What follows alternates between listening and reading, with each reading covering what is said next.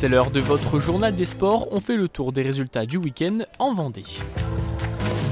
Ce dimanche avait lieu le coup d'envoi de l'Open de Vendée. Au programme, 12 rencontres dans le tableau des qualifications. Sur les 10 Français présents, seuls 4 sont parvenus à battre leur adversaire. A noter tout de même la victoire du Néerlandais Gelsels, sacré en 2022. Commençons par le basket. Chaland disputait son deuxième match en Élite 2 et son premier à domicile depuis 36 ans face à Denain. Le début de match a été cauchemardesque pour Chaland. Les Donésiens ont enchaîné les tirs à 3 points jusqu'à mener de 20 points après le premier quart-temps, 33-13. Chaland a réagi un peu dans le deuxième quart-temps, mais est resté largement derrière à la mi-temps, 52-39. En seconde période, Denain a repris sa domination physique pour de nouveau creuser l'écart jusqu'à plus 21. Chaland a sauvé l'honneur dans le dernier quart-temps avec un bon passage défensif, mais trop tard, score final 85-74 pour Denain. On avait comme objectif ce soir d'essayer à domicile d'imposer le combat. Le combat, on l'a subi en fait. On a pris des tartes dans la gueule tout le match et on n'a pas réagi beaucoup. On a réagi en deuxième, on gagne la deuxième, c'est bien. Est-ce qu'on doit se contenter de ça? Je suis pas sûr.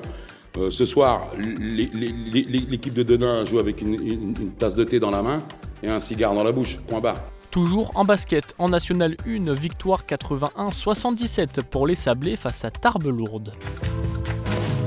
On ouvre notre page football avec ce week-end le 4e tour de Coupe de France. Talmont, club de R3, recevait Fontenay, pensionnaire de National 3, donc 3 divisions au-dessus. Fontenay a mis du temps à concrétiser sa domination. Après plusieurs occasions franches, c'est finalement Fodé Diawara qui a débloqué le score sur penalty juste avant la mi-temps. En seconde période, Talmont n'a rien lâché et est même revenu à la 51e minute par Henri Gibbsy. Mais Fontenay a continué de pousser malgré un bon gardien dans les cages talmondaises. Les visiteurs ont été au-dessus, mais ils ont mis du temps à reprendre l'avantage. C'est à un quart d'heure de la fin que Florian Guibaud, tout juste entré en jeu, a redonné l'avantage aux Fontenaisiens qui ont ensuite déroulé. Fodé Diawara s'est offert un doublé 10 minutes plus tard, puis Thomas Brémond a clôturé la rencontre dans les arrêts de jeu. Fontenay s'est imposé 4-1 et se qualifie donc pour le tour suivant.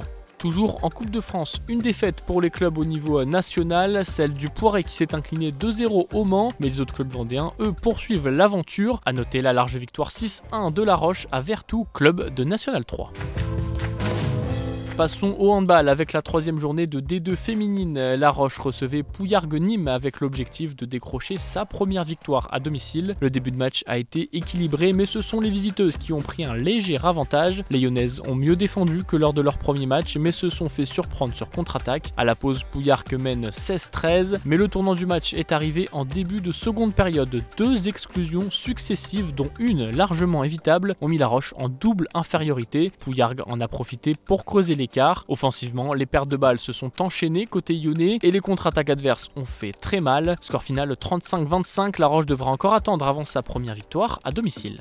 On a tout fait aujourd'hui individuellement, une. En tout cas offensivement, aujourd'hui on met 25 buts. Alors ouais, on en prend 34, mais on a dû perdre quasiment plus de 25 ballons. Les échecs au tir, on est à plus de 20 tirs loupés.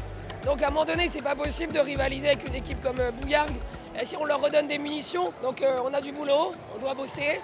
Il faut travailler plus à l'entraînement, mettre plus de rigueur, plus d'intensité. C'est la fin de ce journal des sports. Ne manquez pas 85 chronos ce lundi à 18h45 en direct de l'Open de Vendée. 35 minutes avec invités et chroniqueurs pour revenir sur l'actualité du sport vendéen ce week-end.